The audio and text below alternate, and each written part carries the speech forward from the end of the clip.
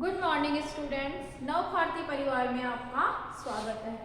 आज का टॉपिक है हमारा ज्ञान की रचना के आधारभूत सिद्धांत। लास्ट वीडियो में हमने पढ़ा था कि जो हम कक्ष में ज्ञान का निर्माण किस तरीके से करते हैं उसकी हमने व्याख्या की थी कि कक्ष के ज्ञान निर्माण की व्याख्या की कि किस तरीके से हम करते हैं।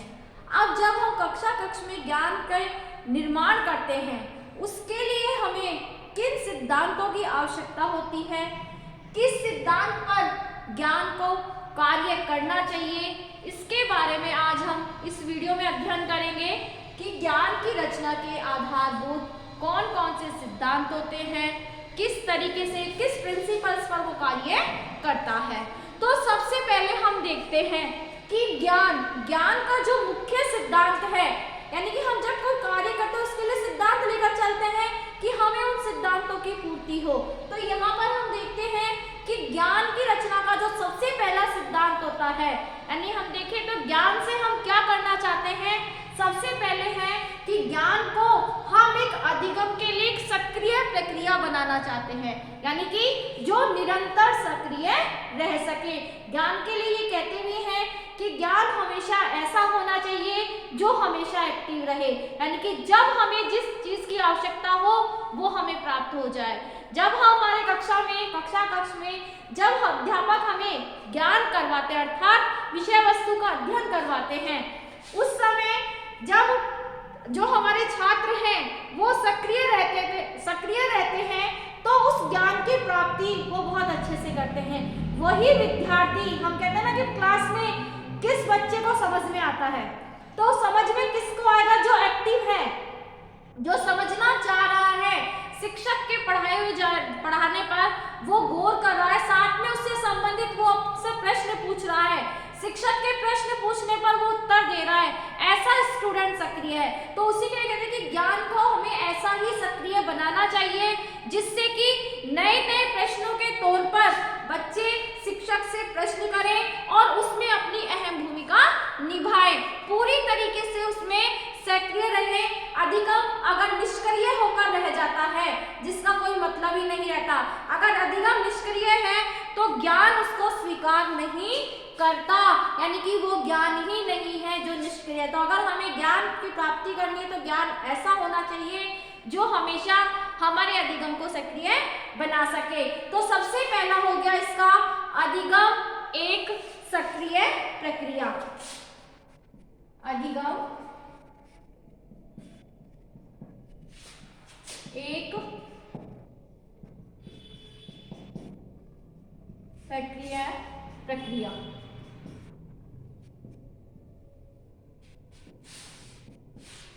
ये पहला सिद्धांत है हमारा कि अधिगम ऐसा होना चाहिए जो सक्रिय रहे। और अधिगम सक्रिय कब रहता है, जब ज्ञान उसे बनाता है। अगर अधिगम निष्क्रिय रहा तो वो ज्ञान नहीं होता। इसीलिए ज्ञान की प्राप्ति अगर हमें अच्छे से करना है, जिसमें अधिगम कर्ता अपनी ज्ञानेंद्रियों का प्रयोग करते हुए उसे सार्थक बनाते हैं, उसमें भागीदारी लेते हैं, उसके आधार पर ही वो अर्थ का निर्माण करते हैं। सेकंड है हमारा कि अधिगम तुरंत घटित नहीं होता। जो ज्ञान से अधिगम हो रहा है ना, तो इसमें कहते हैं कि अधिगम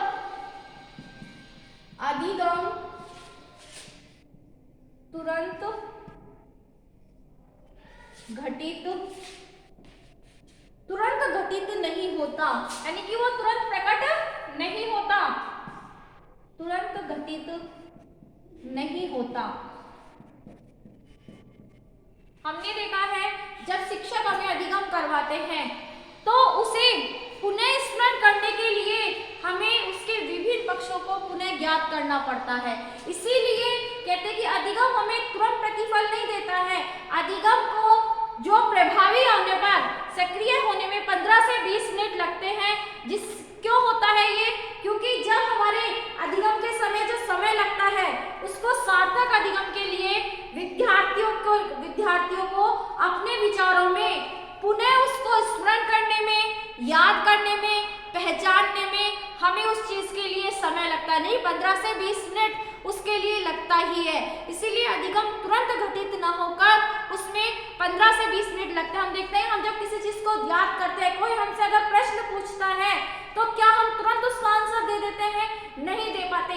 उसे याद करने में, जिस प्रश्न को हमसे पूछा गया है उसके बारे में सोचने में हमें टाइम लगता है। इसीलिए अधिगम तुरंत प्रभावी नहीं होता है।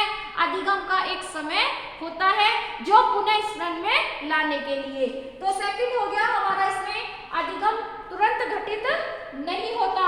थर्ड है हमारा कि अधिगम कैसा, उस अधिगम में भाषा प्रभावी होनी चाहिए, या हम कहें कि अधिगम में भाषा संलग्न होनी चाहिए। अधिगम में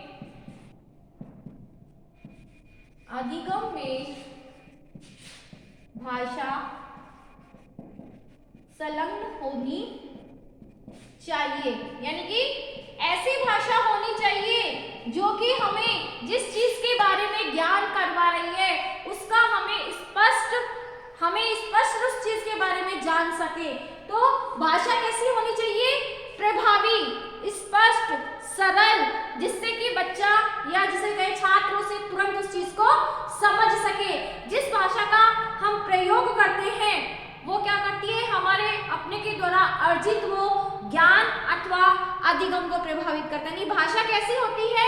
भाषा अधिगम को प्रभावित करने वाली होती है। कहना भाषा ऐसी होनी चाहिए जो हमें प्रभावपूर्ण हो सके या प्रभावित कर सके। हमें किसी कार्य को करने के लिए सबसे पहले उसकी लैंग्वेज, उसकी भाषा ही प्रभावी करती है। तो इसी के लिए कि अधिगम को प्रभावी बनाने के लिए उनकी भाषा का अच्छा स्पष्ट होना सबसे ज्यादा जरूरी होती है, जिससे कि छात्र उसे आसानी से समझ सके और उसके बारे में वो ज्ञान प्राप्त कर सके। भाषा में अधिगम एक दूसरे से जुड़े हुए होते हैं और इन दोनों में ये एक दूसरे से पृथक नहीं होते हैं। अधिगम बिना भाषा के प्रभावी नहीं हो सकता। इसीलिए भाषा संलग्न होनी चाहिए, ऐसी हो जिसे जल्दी से समझ में आए और जिन उद्देश्यों को लेकर शिक्षक हमें अधिगम करवा रहे हैं उसकी पूर्ति हो सके। फिर आता है इसमें नेक्स्ट पॉइंट है हमारा, अभिप्रेरणा अधिगम का प्रमुख घटक है। अभिप्रेरणा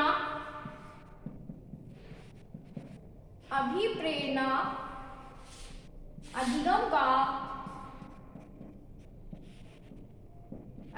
का प्रमुख घटक है, अर्थात साधन है। अभिप्रेरणा जो हमें मोटिवेट करते हैं, अभिप्रेरणा न केवल हमारे अधिगम में सहायक होती है बल्कि वो अधिगम के लिए आवश्यक भी होती है। हम जिस चीज से प्रेरित होंगे तभी हम उस चीज के बारे में सीखने की कोशिश करेंगे। इसलिए अभिप्रेरणा अधिगम के लिए आवश्यक होती है। हम कहें कि ये सिर्फ जरूरी नहीं होती है, वो बहुत सहायक नहीं होती है, ये अति आवश्यक होती है। बिना अभिप्रेरणा के हम अधिगम की प्राप्ति नहीं कर सकते। फिर आता है अधिगम हमेशा कैसा होना चाहिए? संदर्भित होना चाहिए। अधिगम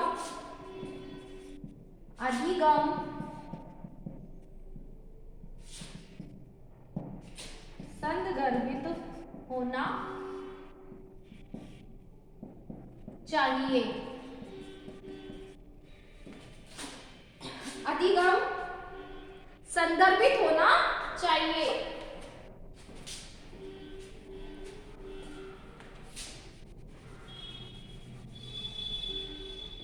संदर्भित मतलब जिसके विभिन्न पक्षों से वो जुड़ा हुआ होना चाहिए, क्योंकि ज्ञान हम देखते हैं, ज्ञान हम कैसा लेंगे कि जो उसके पूर्व ज्ञान से नवीन ज्ञान को जोड़ सके, उसके जो महत्वपूर्ण उसके पहलू होते हैं उन्हें वो आपस में जोड़कर रख सके।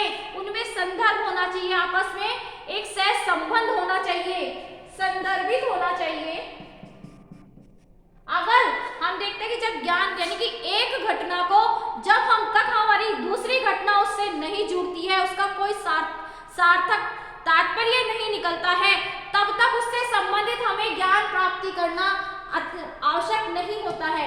इसीलिए हम देखते हैं कि अगर हमें किसी चीज का ज्ञान लेना है तो हम उसी से संबंधित हम दूसरी घटना को उससे जोड़कर उसके बारे में हम ज्ञान प्राप्त कर सकते हैं। इसीलिए अगर हमें ज्ञान की प्राप्ति करनी है तो एक क्रमविधित होना चाहिए, इसे हम संदर्भित कह सकते हैं, जिसमें क्रम हो। क्रम के द्वारा हम एक ज्ञान को दूसरी या एक घटना को दूसरी घटना से हम जोड़ सकते हैं, ऐसी घटना को जिसका कि उससे कोई सहसंबंध हो, तभी वो ज्ञान एक तरीके से तथ्य एवं सूचनाओं के अर्थ में क्या होना चाहिए, संदर्भ होना चाहिए, सहसंबंध होना चाहिए, जिससे कि हमारे जो मस्तिष्क है, हमारे जीवन में जो हमारे शरीर में सबसे महत्वपूर्ण स्थान रखता है मस्तिष्क, उसे वो जोड़ सके। अगर जब तक हमारे मस्तिष्क को वो समझ में नहीं आएगा तब तक उस चीज को कैसे जोड़ पाएंगे। तो हमारे ज्ञान की प्राप्ति का प्रमुख स्थान होता है हमारा मस्तिष्क। तो जीवन के जो भी हमारी घटना है जिससे संबंधित हम ज्ञान प्राप्त कर रहे हैं, वो एक दूसरे से संदर्भित होने चाहिए, जिसका कि सार्थक उत्तर निकल सके, सार्थक उद्देश्य की प्राप्ति हो सके। फिर आता है हम ये देखते हैं कि जब ये हमारा कोरिलेशन, हम सहसंबंध जोड़ते हैं, उसके बाद में हमें ये कहा जाता है कि अधिगम कैसे किया जाता है। हम ये चीज सीखते हैं, ये हमारे पॉइंट हो गया कि हमने माना कि अधिगम कैसा होना चाहिए, सक्रिय होना चाहिए। अधिगम तुरंत घटित नहीं होता है, और अधिगम की भाषा अच्छी होनी चाहिए, प्रभावी होनी चाहिए। अभिप्रेरणा उसके लिए सबसे महत्वपूर्ण है। फिर था अधिगम संदर्भित होना चाहिए। अब संदर्भित जब हो गया, उसके बाद में हम अधिगम को क्या करते हैं कि कैसे उसे सिखाया जाता है, ये हमें आना चाहिए। यानी कि हमें अधिगम को किस तरीके से करना है, अधिगम कैसे किया जाए, अधिगम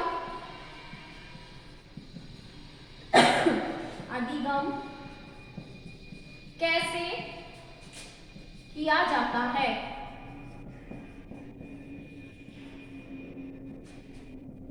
ये हमें आना चाहिए। जो सीखा है उसे हमें कैसे सिखाना है, और जो सिखा रहे हैं उसे हमें कैसे सीखना है, ये होता है कि अधिगम कैसे किया जाता है।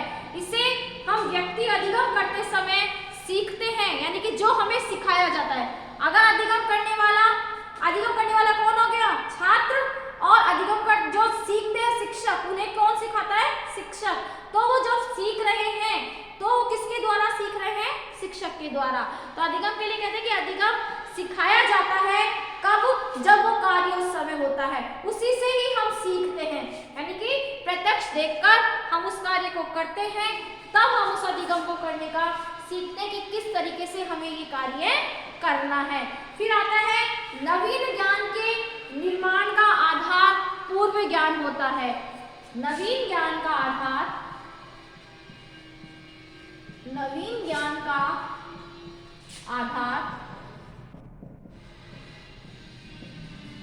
पूर्व ज्ञान होता है। ये हमने पहले भी पढ़ा था कि ज्ञान का निर्माण किस तरह से किया जाता है।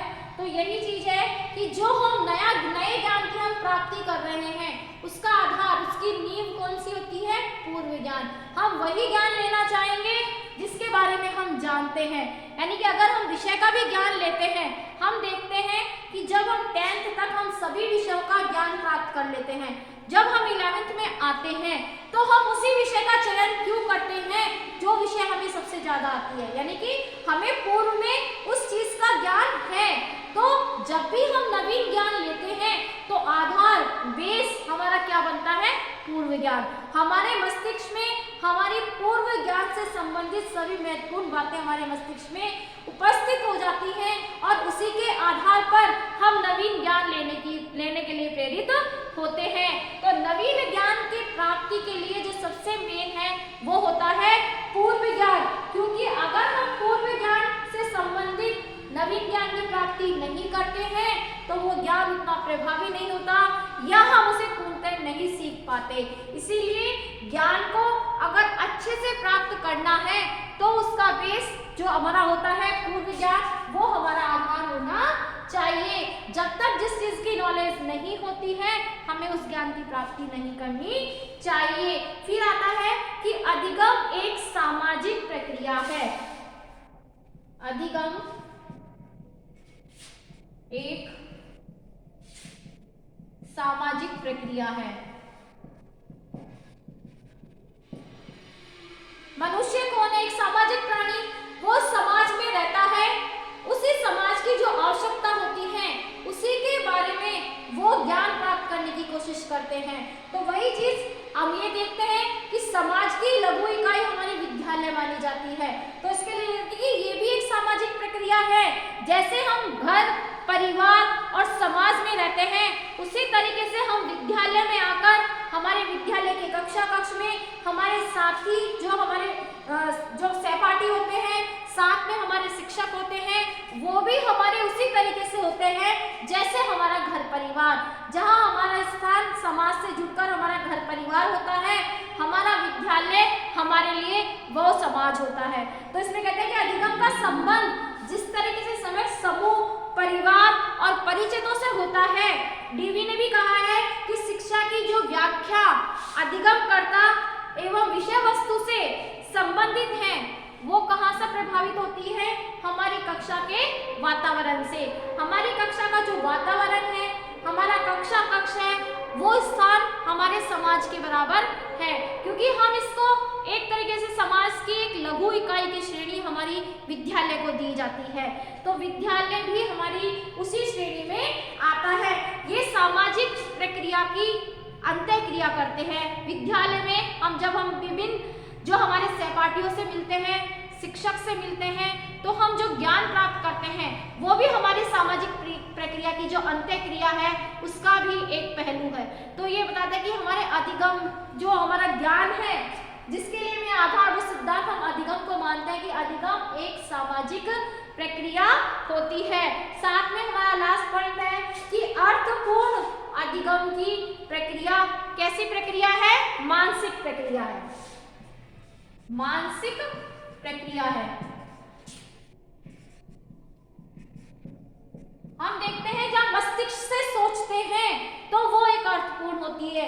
ये कहते हैं कि हमारा जो अधिगम है वो एक अर्थपूर्ण अधिगम होते हुए वो हमारी एक मानसिक प्रक्रिया है, जिस मस्तिष्क के द्वारा हम सोचकर इस कार्य करें। जो हमारे मस्तिष्क में घटित होता है वो एक विशेष रूप से होता है। विशेष यानी कि जो कार्य करने का, जिस तरह से कंप्यूटर पर जब व्यक्ति कार्य करता है तो उसका सीपीयू काम करता है, उसी तरीके से मनुष्य का सीपीयू क्या होता है? उसका मस्तिष्क। वो एक विशेष हमारा रूप होता है जिसके द्वारा जो सारी घटित हमारी घटनाएं होती हैं वहां जाकर स्टोर हो जाती हैं।